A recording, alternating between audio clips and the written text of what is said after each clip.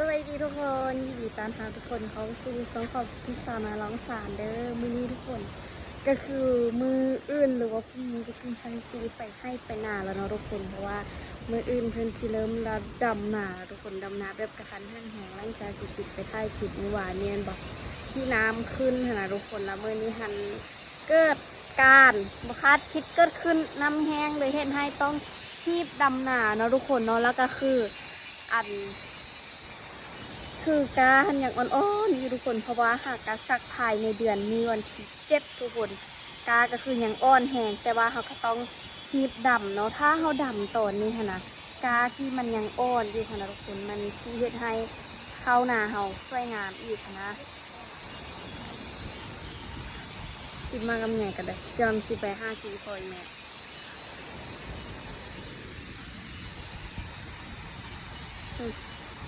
แม่กับแม่กำลังเริ่มเป็นว่าเต้นแต่ว่ายังบ่ทันสิตอนนี้พอหันกำลังเตรียมเครื่องรถไถคนเพราะว่าเสียรถไถหันไปตัดหนาเพราะว่ามืออื่นหันสไลด์หนาที่คันยังทันได้ดับเปิดเลยนะที่คันดำเป็นหนาที่หนาที่บ่มีน้ำนะทุกคนหนาที่ว่ามีน้ำยากนะทุกคนนะแต่ว่าหนาปะคูนหันเบิดเธอหันมีน้ำยางมาเลยแต่ว่ามืออื่นทำไมปะคูนหันที่ดับหนาหันถึงมาแล้วเบิดเลยนะทุกคนแต่ว่าช่วงที่ทันยังอีกโดนแล้วคือตอนนี้หันพอเห็ดรถไถส่วนแม่หันจากตกมัดตาเพราะว่าต้องเอาไปมัดตาเพื่อที่สิมัดเขาลูกตอนนี้ค่ะจะอีแม่หันจ้างคนนี่นาจ้างคนให้ไปเสียเป็นลูกตาซอยนี่นาคนแต่ว่าแม่หันกระเพาะหันมานาเมื่อมาเหือนกำลังไปรถอีแตนหน้าหนู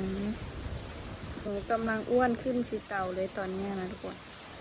ท้องฟ้างามแหงทุกคนรู้ไหมท้องฟ้า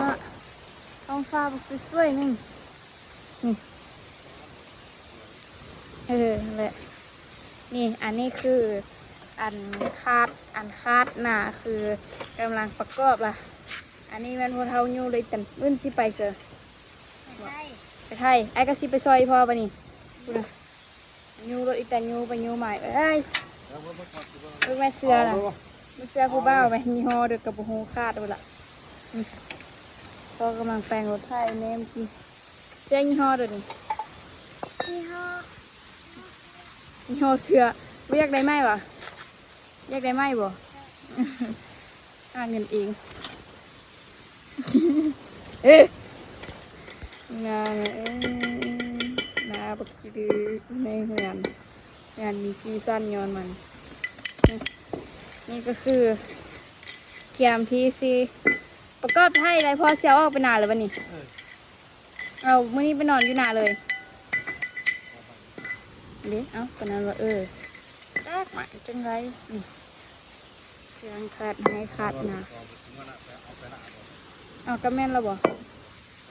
เสียไปนานเลยบ่อันนี้มัน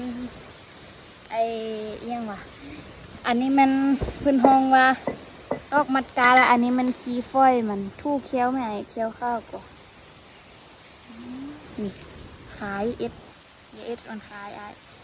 สีเขียวอ่อนๆสนอคืออันเด็กก็คือกับสาเขียวเลยนี่อันนี้มันไม้ที่อีแม่กำลังเล่าเพื่อที่สิจักต่อไป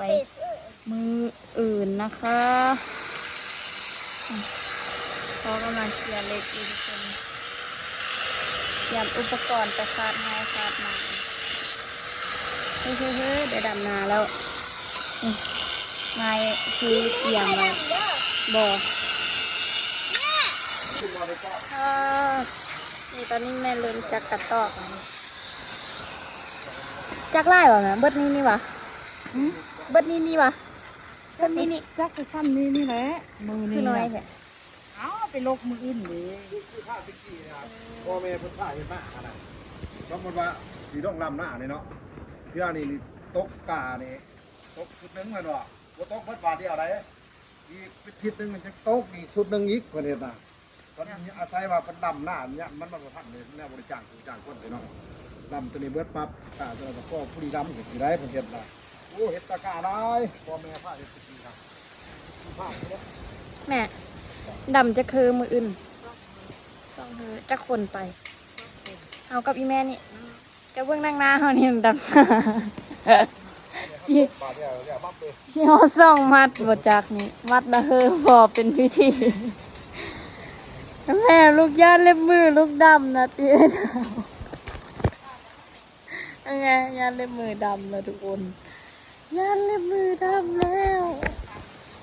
ฮะ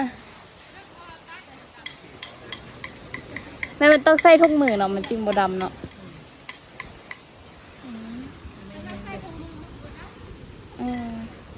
ใส่ทุกมือจกอย่างอะเนาะ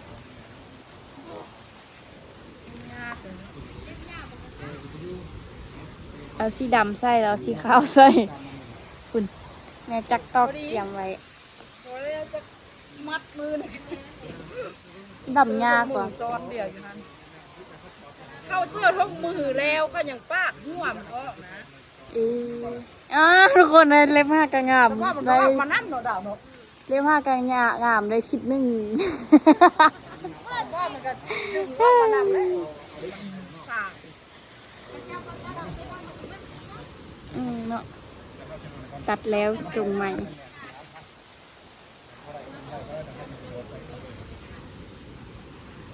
คุณ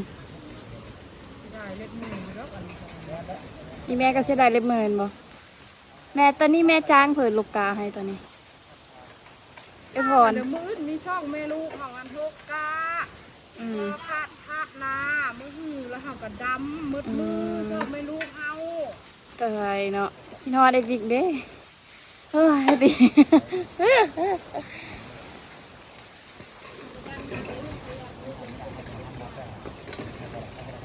ว้าวไปปลูกยาง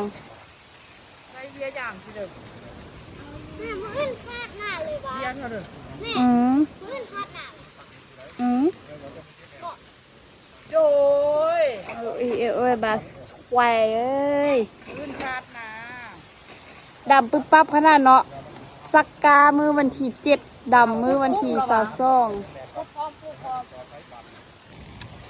เอาไปจากเบียร์หมดจากเบียร์ อันนี้มันอีพอเกียมทีซีเฮ็ดไทยเพื่อไป โลกเก้า ไทยนาในมืออื่นทุกคน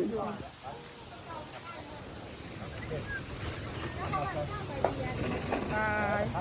นี่ลอยขนาด นี่ทุกคน อันนี้เป็นยาที่พ่อห้ากระตัดตัวนี้ว่าเสียงอะไรห้อยเลยงามกันเด็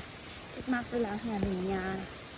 วันเดียวที่มันบ่มียามันซื้อว่างามซื้อว่าเป็นธรรมศาสตร์นะคะคนชอบย่างค่ะอันที่แม่โดเดี๋ยวแม่อีแม่ว่าเพิ่นสิมาเฮ็ดทางคือบ่ทันมาเพิ่นกำลังอีกจักเดือนอีกจักอาทิตย์ประมาณเดือนหน้าเนี่ยเพิ่นสิมาเริ่มเฮ็ดทางนั่นน่ะพอเดือนหน้าเพิ่นเริ่มมาเฮ็ดทางบ้านเฮาแล้ววะเพราะว่าหนูจะมีบ้านทางอย่างนะเด้อค่าดองขึ้นมาเด้อค่าดองให้คุณเมืองขึ้นมาเด้อเพราะว่าพระเจ้าปู่ยางทางงามแล้วทางงามทางดีละเด้อ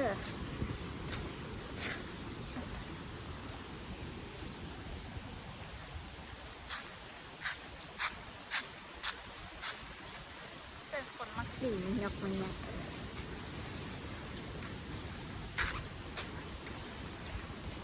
ตอนนี้ค่ะนะกำลังที่พาทุกคนไปเรื่องอันเป็นน้ำสารทุกคนน้ำสารที่เราไปเบิ้งในมื้อวานนี้เรามาเบิ้งว่ามื้อนี้มันจะแห้งลงซ้ำได้คือมื้อวานตอนเช้าแต่อันนี้ก็คือมื้อวานมื้อนี้ตอนแรกทุกคน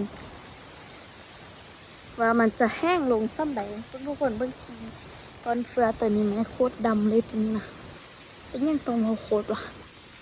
ปักดำๆกำลังซีฟ่นมาอีกแล้วสูงนี้เอาเบิ้งน้ำสารว่าลงแห้งซ้ำได้ทุกคนใครว่าอันนี้มีเหือนน้องกุ๊กกิ๊กนะคะ คือมีคนมาฝากรถดินไล่ให้สันไล่แต่ละมือรถจนมาเต็มเลยไปกันเด้อไปกันเด้อไปน้ำสารเหรอไม่กินมวงนี่คือบ่ตกว่านั่นนี่วะ นี่กินมะม่วงอ่ะทุกคนโอ้ยมะม่วงกินมาเด้อยามนี้นะอึดแล้ววิเป็นบักม่วงตกกินไหนอ้าวเมื่อกี้หยุดคลิปตอนได้วะทุกคนน้ำสารหลงลายแห่งนี้โอ้ยคอมันดำข้าวยอนโลชั่นค่ะครับเฮ้ยปิดเสื้อก็ฮะมีรักม่วงเด้อขึ้นไปเสียเอาเด้อที่น้ำอันเด็ดไว้ใต้น้ำเด็ดไว้นี่ทุกคนน้ำซานลงบักแห้งๆนึงทุกคนไหมมื้อนั้นเฮามาน้ำซานเพียงพี่แหละน้ำซานเพียงพี่แหละมื้อนี้หั่นน้ำซานอยู่กองคนละทุกคนน้ำซานค่อยๆที่สิลงไปแล้วก็เฮ็ดให้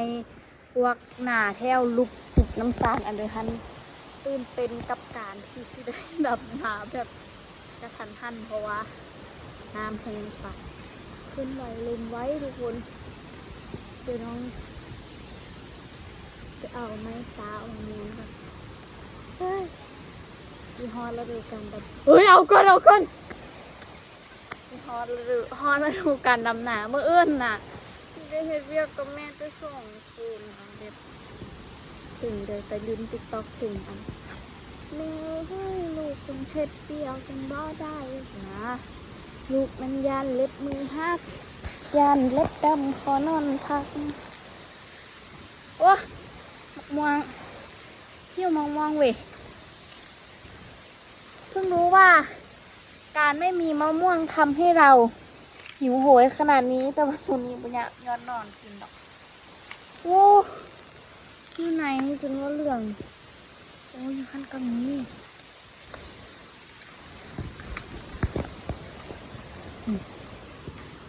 มันคงเขาเป็นรักมะม่วงเราก่อนรักมากแม่มันตายคือมันบดแท้ๆนี่เราขอทุกคนมองนี่นะเลยดูกันแท้ๆละเลยเป็นไม่เล่นยังไงนะที่จะคิดมองเห็นเอากันเด้อทุกคนย่างเราเพิ่งกบข้องคอหรือย่างตายพอดีเพิ่งกบเด้อจะว้ายกำลังโตพอดีอ้วบๆอิ่มๆนะแต่ว่ากินยังบ่ทันได้ทุกคนก็คือเบิ้งท้องฟ้าติละทุกคนความงามของท้องฟ้ามือนี้นะเบิ้งแม่เบิ้งงามนึงทุกคนตัวบรรยากาศรอบเหือนของน้องกุกกิกเนาะบรรยากาศคือดีแหงเด้อทุกคนเบิ้งไหมท้องฟ้าอันเดียวไปเก็บมะม่วงได้3 หน่วยไปกุกกิกกับสิพาทุกคนเมื่อเหือนแบบนี้พาทุกคนมาเบิ้งคลิปเรียวถ่ายคลิปก่อนที่เกียมเครื่องเกียมโตเพื่อที่สิไปไทยให้ไทยนาในมืออื่นไปดำให้ดำนาทุกคนฮอนฤดูการทำนาฤดูที่กิ๊กอยากเฮ็ดแต่จากมือว่ะคืออยากเฮ็ดมือเดียวพอไม่พร้อมอ่ะหนูยังไม่พร้อมเลยหนูยังขี้เกียจอยู่อย่าดราม่าจิเจอขี้คานก็แต่ว่ากระเฮ็ดคือกันแต่เว้าซื่อๆดอกเว้าซื่อแต่ว่ากระเฮ็ดกันที่คลิปมาแห้งเฮ้ยหมดคนไล่เลยที่คลิปแล้วคือกระเฮ็ดคือเก้าเฮ็ดคือเก้าเด้อทุกคนเด้อกระเฮ็ดอยากคิดงานบางทีเฮ็ดหลายตอนอยู่ในคลิปซ้ำที่เป็นคนดุมั่นคนหนึ่งขยันคนหนึ่งทุกคนเบิ้งไอมะละกอต้นร่นลงนี้ไหมจบงานบุญบรรพชาสามเณรละต้นมะฮุ่งล่มเราเสียไปร่วมงานแนวได้แบบนี้ฮะเป็นอะไรวะนี่ทุกคนรอติดตามชมเบิ้งมืออื่นได้ทุกคนเด้อว่าจะเป็นแนวใดวะที่สิรอดเบิดมือหรือว่าบรอดทุกคนก็คือเบิ้งตัวจริงว่ามืออื่นสิเป็นจังใดแล้วก็สิได้เฮ็ดอย่างใดทุกคนก็คือได้ไปนาเนาะทุกคนจนกว่าจะแล้วนาสักประมาณ1 อาทิตย์นี่ทุกคนพาจะโบกายเด้อแล้วก็คือที่รู้สึกว่าตัวเองตุยทุกคนว่าบอกตุยขึ้นหรือว่าทุกคนว่าที่รู้สึกว่าตัวเองตุยขึ้นน่ะดำอีกประเด็นทำไมหนูดำจังแม่เกิดคิดจังเลยว่าคือคิดจัง มีความเลยเนาะแล้วทุกคนบ่จมหลายยายทางเด้อทุกคนเราติดตามชมมื้ออื่นได้เลยทุกคนมื้อนี้มาถ่ายคลิปเรียวๆเตรียมอุปกรณ์ที่จะไปให้ไปนาในมื้ออื่นไปโลกาเพื่อจะรอดำนาแต่ว่าเฮาดำแต่มื้ออื่นแต่2เทื่อน้อยเนาะทุกคนเนาะเพราะว่าไอ้ยานน้ำแห้งซื่อๆทุกคนว่าเดี๋ยวอีกประมาณจักมือถ้าน้ำจะแห้งก่อนแล้วเฮาจึงสิได้ไปถ่ายคลิปดำให้ดำนายทุกคนเบิ่งอีกเด้อทุกคนแต่ว่ามื้ออื่นทันประคูณทันได้ดำนาแบบ100%แล้วก็ดำให้มันแล้วมื้ออื่นเลยประคูณหาทุกคนเดี๋ยวคลิปนี้คลิปไปก่อนทุกคนรอติดตามคลิปในที่วิดีโอหน้าว่าคลิปจะพาไป KFC ไปใส่เด้อเดี๋ยวคลิปนี้ไปก่อนอย่าลืมพลาดคลิปใหม่ๆจากซองน้องกุ๊กกิ๊กเด้อขอบใจ KFC ที่เบิ่งคลิปแต่ต้นจนจบเด้อขอบใจหลายๆก่อน KFC นี้แต่สุขภาพแข็งแรงอยู่มันฝันเงินติดตามคลิปไปเรื่อยๆเด้อทุกคนเด้อเงินทองไหลมาเด้อถือมาเด้อทุกคนคือน้ำคือท่าเลยได้คลิปนี้ไปก่อนเราหลายยายห้างไปก่อนทุกคนบ๊ายบายสวัสดี